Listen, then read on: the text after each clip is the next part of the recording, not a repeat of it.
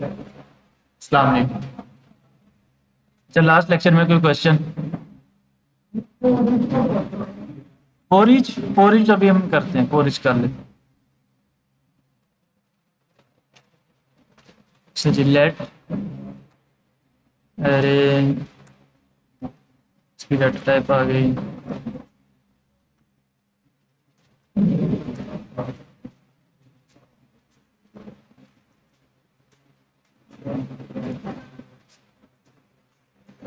अरे और हम लोग बना लेते हैं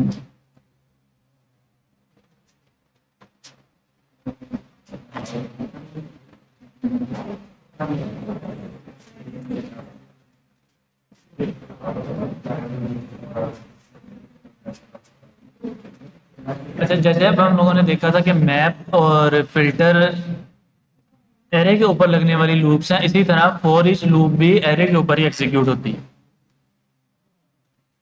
तो हमें एरे एरे का मेथड है, तो एरे का नेम लगा के डॉट आगे उसका name for each,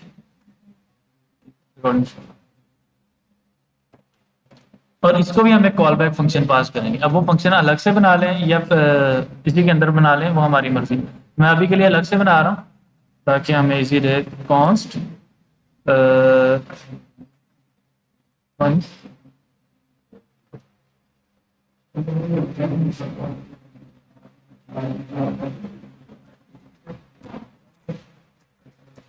is equal to एक एरो फंक्शन। अच्छा, जिस तरह उसके हमें पैरामीटर्स में पहले पैरामीटर में वो वैल्यू मिलेगी, हर आइट्रेशन पे एक एक वैल्यू मिलती जाएगी, तो वो हमने वैल्यू ले ली और दूसरे पैरामीटर में हमें उसका इंडेक्स मिलता रहेगा। अच्छा जी, वैल्यू की टाइप होगी स्ट्रिंग, क्योंकि हमारे पास जो एरे है वो स्ट्रिंग की एरे है, और इसी तरह इंडेक्स की डेटा टाइप होगी नंबर। तो यही फंक्शन मैंने इसको पास कर दिया। अच्छा, अब तीनों में फ़र्क क्या है, मेन हमें ये देखना है, क्योंकि कोड लिखने का तरीका तो तीनों का सेम ही है। मैप का भी ऐसे ही था, बस इसमें डॉट मैप और आगे हमें कॉल बैक फंक्शन देना था। इसी तरह हमारे पास फिल्टर का भी यही मेथड था लिखने का, टाइपिंग का सिंटैक्स यही था, और फॉर ईच का भी यही है। अब तीनों में फ़र्क क्या है कि मैप हमें उतनी ही लेंथ की एरे रिटर्न करेगा जितनी लेंथ की एरे ये पेरेंट है। अगर हम उसके फंक्शन के थ्रू कोई वैल्यू रिटर्न कर देते हैं तो वो हमें रिटर्न वैल्यू मिलेगी। अगर हमने को वैल्यू रिटर्न नहीं की है तो हमें अनडिफाइंड की एक एरे मिल जाएगी। जब उसमें अगर 10 एलिमेंट्स की एरे हमने 10 एलिमेंट्स की एरे थी जिसके ऊपर हमने मैप लगाया, तो हमें एक एरे मिलेगी जिसके अंदर 10 दफ़ा अनडिफाइंड वैल्यूज सेट की हुई होंगी। उसके बाद हमने पढ़ा था फिल्टर। फिल्टर क्या करता है, फिल्टर वो वैल्यू चेंज नहीं करेगा। फिल्टर में हम कंडीशन लगाते हैं कि अगर तो कंडीशन मैच हो गई है तो वो एलिमेंट हमें रिटर्न करे। फॉर एग्जाम्पल 10 एलिमेंट थे, उसमें से 5 एलिमेंट की कंडीशन मैच हुई तो वो 5 एलिमेंट्स हमें रिटर्न कर देगा। फॉर ईच क्या करता है, फॉर ईच हमें कोई भी एलिमेंट रिटर्न नहीं करना, हमें जो भी लॉजिक लगानी है वो लॉजिक इसी फंक्शन के अंदर लगानी। जो काम हम इस फंक्शन के अंदर एग्जीक्यूट कर देंगे वो यहाँ पर एग्जीक्यूट हो जाएगा। फॉर एग्जाम्पल मैं यहाँ पर कहता हूँ कि जी भाई बारी बारी कंसोल लॉग करो ईच वैल्यू।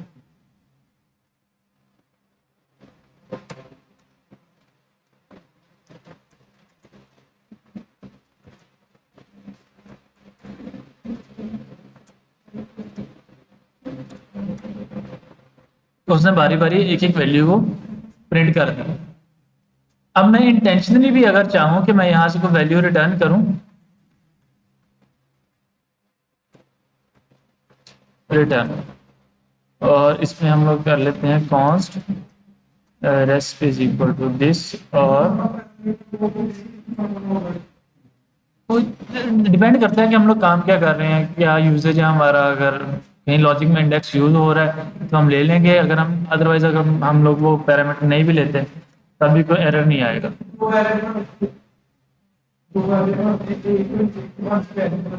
हाँ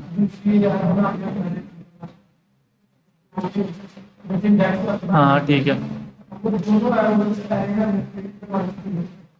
दोनों एरे प्रिंट कर लेते हैं। एक मिनट, मैं रिटर्न करवा के ना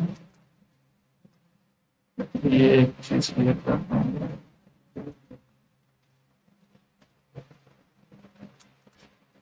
कंसोल डॉट लॉग अच्छा, मैंने क्या किया है कि फंक्शन के अंदर से वैल्यू रिटर्न कर दी है और इस रिस्पॉन्स को प्रिंट करके देख रहा हूँ। जब मैप होगा तो मैप क्या करेगा कि ये सारी की सारी वैल्यूज हमें रिटर्न करेगा और इसी वैल्यू के साथ हमें एक नई एरे बना के दे देगा। फिल्टर भी यही काम करेगा। अब फॉर ईच क्या कर रहा है, फॉर ईच हमें फिर भी कुछ रिटर्न नहीं करेगा। सॉरी,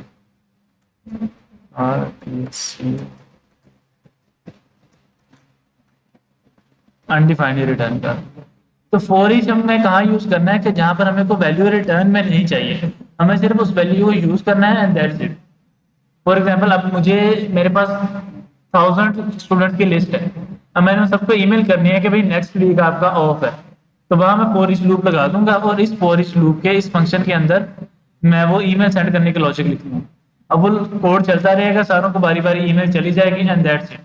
मुझे कोई रिस्पॉन्स नहीं चाहिए कि ईमेल उसको डिलीवर हुई नहीं हुई, या कोई भी ऐसी वैल्यू नहीं मुझे रिटर्न में चाहिए। मुझे बस सेंड करनी है ईमेल, मुझे पता है मेरा कोड ठीक है और ईमेल चली जाएगी।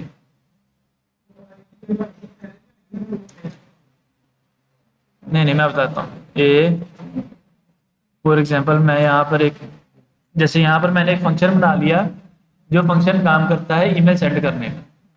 तो जैसे उसी फंक्शन का नाम कंसोल डॉट लॉग है, मैंने उसको वैल्यू सेंड कर दी है। ये फंक्शन का काम जो भी होगा वो एक एक वैल्यू उसको मिलती जाएगी और वो अपना फंक्शन परफॉर्म करता रहेगा। मतलब एक एक वैल्यू के साथ ये वाला कोड बार बार चलेगा।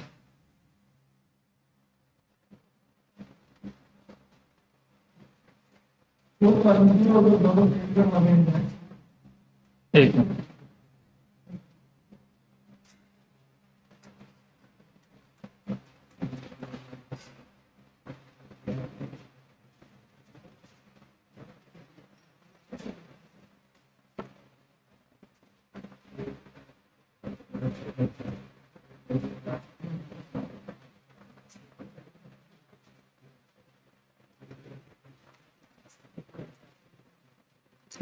चलिए अभी एक और एरे ले लें, लेफ्ट नंबर्स, नंबर की एक array.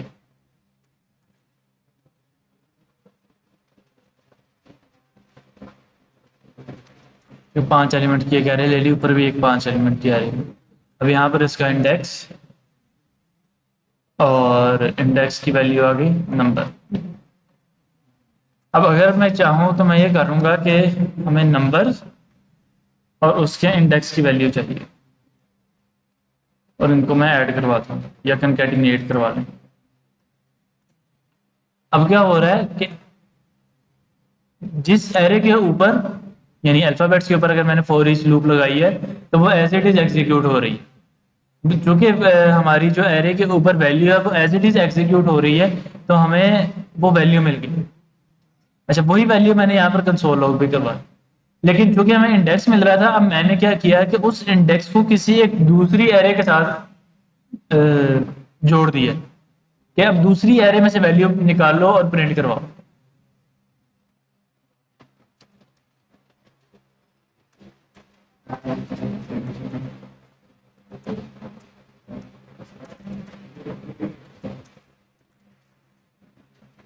A1, B2, C3, D4, E5 and so on.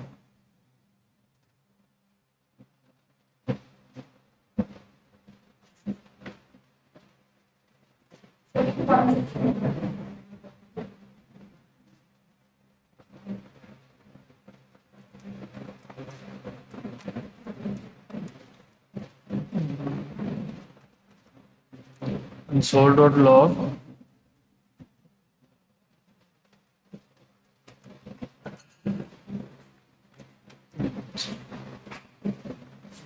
अच्छा, अभी क्या है कि हमें यहाँ पर एक एक वैल्यू मिलेगी।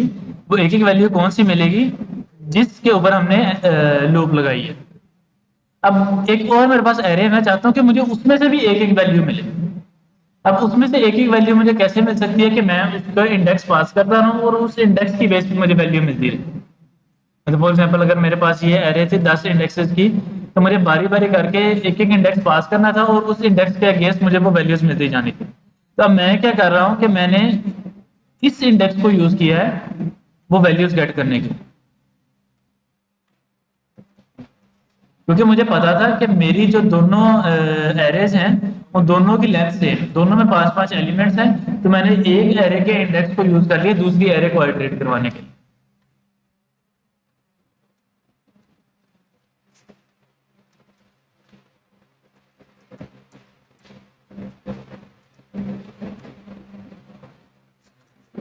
अब क्या हो रहा है कि वैल्यू तो एज इट इज प्रिंट हो गई। वैल्यू प्रिंट होने के बाद जब मैंने दिया कि नंबर, वैल्यू का इंडेक्स क्या था, मतलब वैल्यू में सबसे पहले जो हमारे पास आंसर आया वो था ए, क्योंकि वैल्यू में सबसे पहले वैल्यू ए है। इस ए का इंडेक्स था 0, मतलब इस वेरिएबल में सबसे पहले 0 आएगा और इसमें ए आएगा। ए यहाँ पर प्रिंट हो गई। फिर मैंने क्या किया कि नंबर्स वाली एरे में 0 इंडेक्स पर जो वैल्यू पड़ी है वो गेट करके लाओ। तो नंबर वाली एरे में 0 इंडेक्स पर 1 था, 1 उसने प्रिंट कर दिया। अब इसी तरह B2, तो यहाँ पर अगर हम लोग देखिए दूसरी दफा जब आइटरेट होगा तो B इंडेक्स 1, तो वैल्यू B प्रिंट हो गई और नंबर्स के फर्स्ट इंडेक्स पर जो वैल्यू पड़ी, नंबर के फर्स्ट इंडेक्स पर जो वैल्यू, इसी तरह सो ऑन चलता है।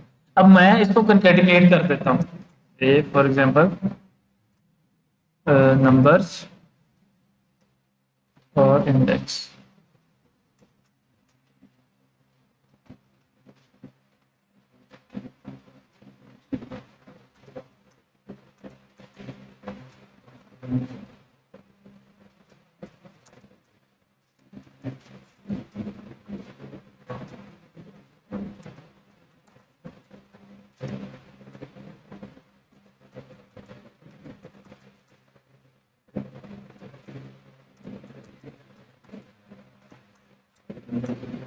अब कंकैटिनेशन करने के बाद क्या हुआ कि स्ट्रिंग प्लस नंबर हमें रिस्पॉन्स में वो स्ट्रिंग कर देगा ना। अगर हम स्ट्रिंग में कोई नंबर ऐड कर रहे हैं तो वो नंबर को प्लस करने के बजाय कंकैटिनेट कर रहा है, जोड़ दे रहा है उसके साथ, मतलब A1 फिर B2 सो ऑन 5 तक।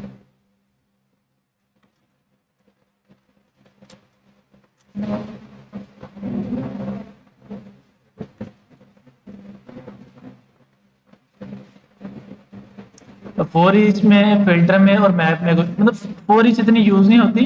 हम लोग जो लूप्स यूज कर रहे होंगे ज्यादा, मैक्सिमम हमारी लूप यूज होंगी मैप और फिल्टर। ये हमारी इस तरह जैसे हम लोग एक लॉजिक बना रहे हैं तो इस तरह लॉजिक बनाने में भी यूज हो रही होंगी। फिर आगे जाके जब हम लोग यूआई बना रहे होंगे तब यूआई के लिए भी यूज हो रही होंगी। मैं आप लोगों को एक प्रोजेक्ट दिखाता हूँ, प्रोजेक्ट तो नहीं है खैर, आप लोगों के जो सीनियर बैच है उनकी लास्ट क्लास थी, क्लास 7 ओपन विद कोड। अच्छा जी,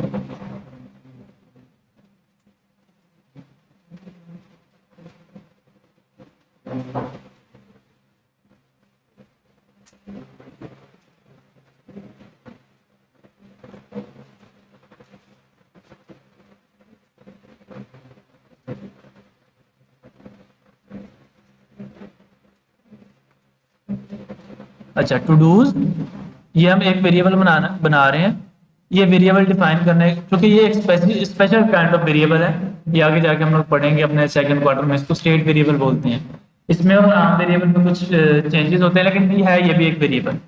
तो इस वेरिएबल का नाम क्या है, टू डूज, और इसकी डाटा टाइप क्या है, स्ट्रिंग की एक एरे। स्टार्टिंग में क्या है कि ये एरे हमारी एम्प्टी रहेगी, लेकिन जैसे जैसे हम लोग इसमें टू डूज ऐड करते रहेंगे वो टू डू एक नीचे लिस्ट की फॉर्म में शो होने चाहिए। अब यहाँ पर मैंने टू डूज डॉट मैप का एक लूप लगाई है कि जितने भी टू डूज बनते हैं, 5 हैं 10 हैं, उसके ऊपर लूप लगाओ। और ये जिस तरह मैंने यहाँ पे कोई कोड लिखा हुआ है, इस कोड के डिजाइन में, ये कोड लिखा है डिजाइनिंग का, फ्रंट एंड का ना, तो इस कोड में शो कर देगा। मैं यहाँ पर अगर इसको एग्जीक्यूट करूँ npm run dev, 100% तो नहीं समझ आएगी, लेकिन थोड़ा सा ना हमें आइडिया लेने के लिए चीजें क्लियर होंगी। अलाउ एक्सेस,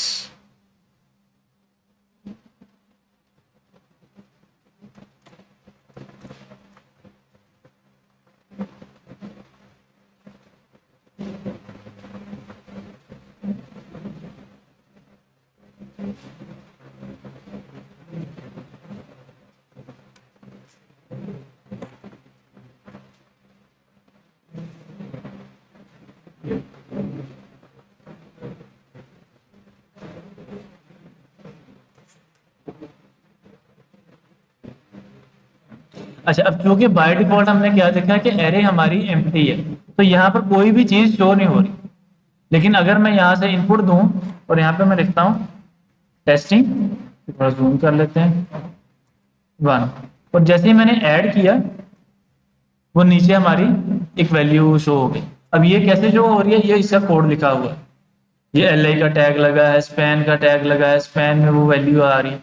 अब मैंने क्या किया, टू डूज में जो हमें पहली वाली वैल्यू मिल रही थी वो होगी जो हमने उसमें ऐड की है। अभी हमने ऐड किया है टेस्टिंग 1, तो टेस्टिंग 1 यहाँ से मैंने एंटर किया था, वो वैल्यू में मिल रही थी, वो वैल्यू मैं यहाँ पे शो करवा रहा हूँ। माई टू डू के नाम से मैं वैल्यू गेट कर रहा हूँ और यहाँ पर माई टू डू के नाम से मैं वो वैल्यू शो करवा रहा हूँ। अब यहाँ पर अगर मैं कहता हूँ कि भाई मुझे उस वैल्यू के साथ नंबरिंग भी शो करनी है, जिसको हम लोग इंडेक्स बोलते हैं इस बार में, तो हम लोग वो कैसे शो कर सकते हैं कि करली ब्रैकेट के अंदर इंडेक्स, क्योंकि इंडेक्स 0 से शुरू होता है, लेकिन हम जब काउंटिंग कर रहे होते हैं तो 0 से नहीं करते, तो इंडेक्स +1,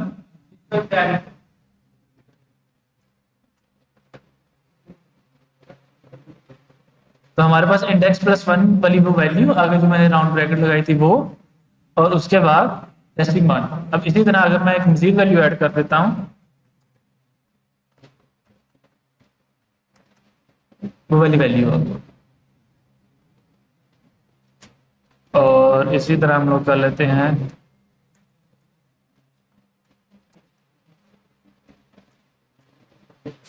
नवीद से तो चलता है।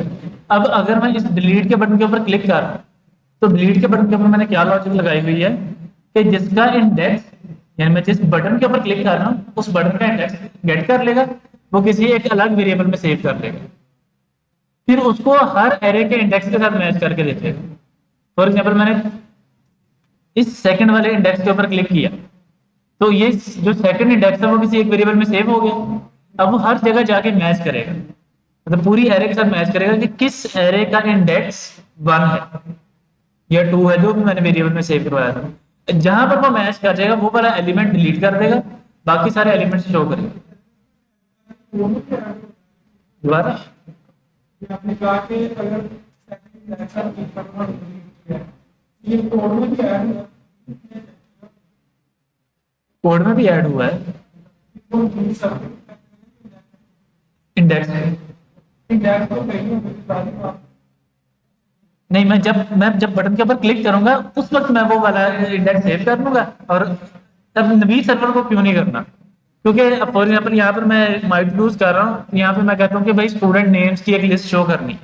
अब स्टूडेंट नेम्स बहुत सारों के सेम हो सकते हैं, अली, मोहम्मद अली, अबू हुरैरा, बहुत सारे लोगों का नाम हो सकता है, अबू बकर या नवीद। तो वो चीज से बचने के लिए इंडेक्स, क्योंकि हमने पढ़ा है कि इंडेक्स हर दफा ही यूनिक होगा।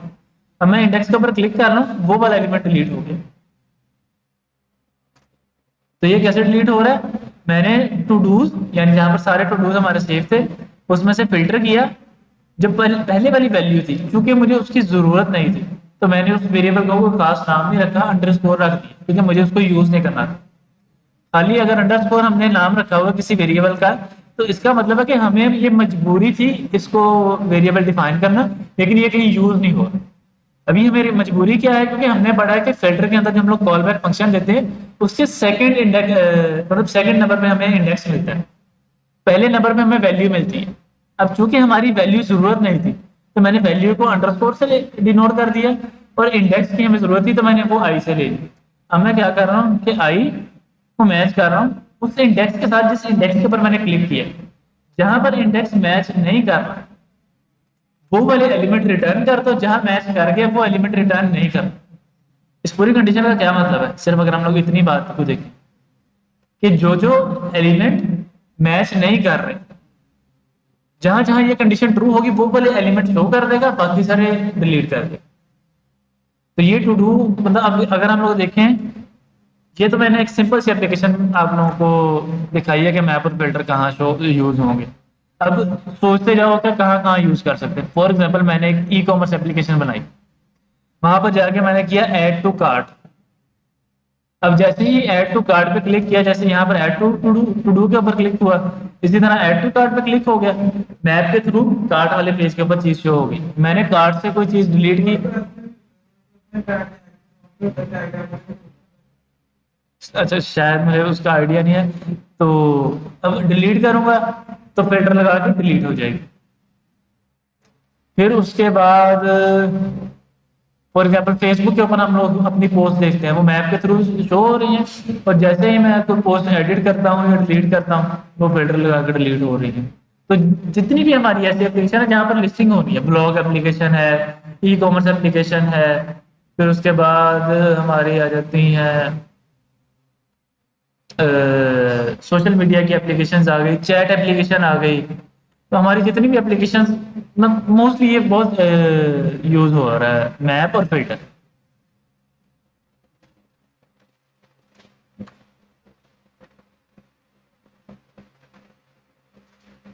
बटन बटन अपडेट,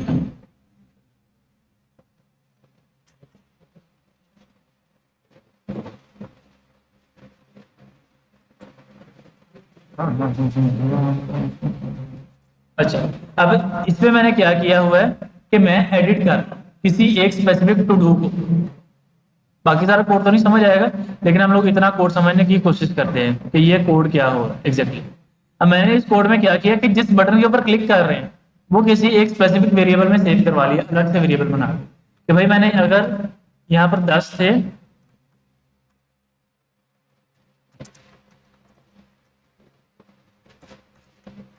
अब 2 हैं, अब इन दोनों में से मैं जिसके ऊपर भी क्लिक करूंगा उसका इंडेक्स उस स्पेसिफिक वेरिएबल में जाके सेव हो जाएगा। तो वो तो हमारे पास आ गया।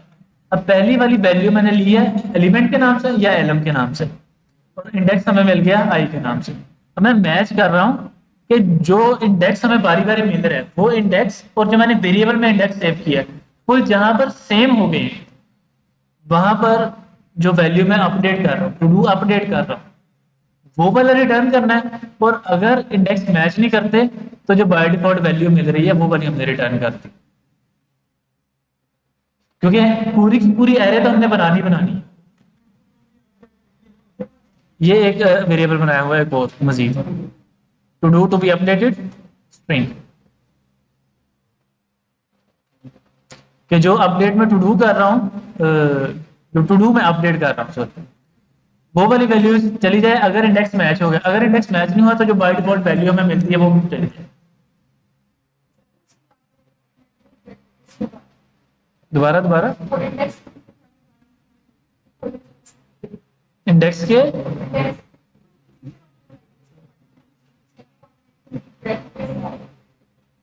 इंडेक्स के आगे ये वाली,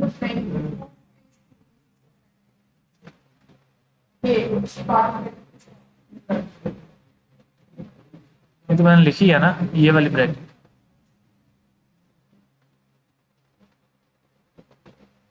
तो इस तरह हमारा ये यूज हो रहा हो जहां भी हमें लिस्ट शो करनी है। जैसे फॉर एग्जांपल ये हम मेरे पास डिफरेंट लिस्ट शो हो रही है।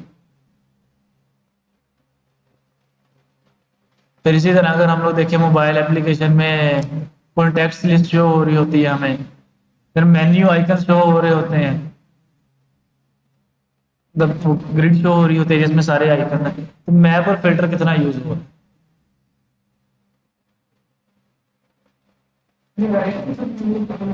मैप और फिल्टर सिर्फ एरे के साथ यूज होता है।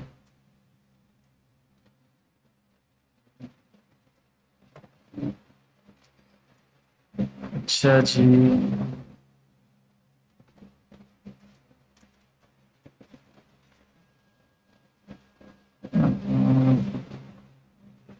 अच्छा यहाँ तक कोई क्वेश्चन इसमें फिल्टर में, मैप में और फॉर ईच में या एरे एरे के मेथड्स में? क्योंकि आज हमारा एरे वाला जो टॉपिक था वो कंप्लीट हो गया। आज हमने नया शुरू करना है डाटा स्ट्रक्चर ऑब्जेक्ट। वीडियो तो कर देते हैं यार, ये सर्विसिंग के लिए गया हुआ था, सारा इसका डाटा खत्म कर दिया, विंडोज नहीं करवाई है, रात ही आया है लैपटॉप। वीडियोस मैं सेव कर ली थी, वो अलग मेरे पास पड़ी। हाँ वो मैं करवा देता हूँ वीडियो।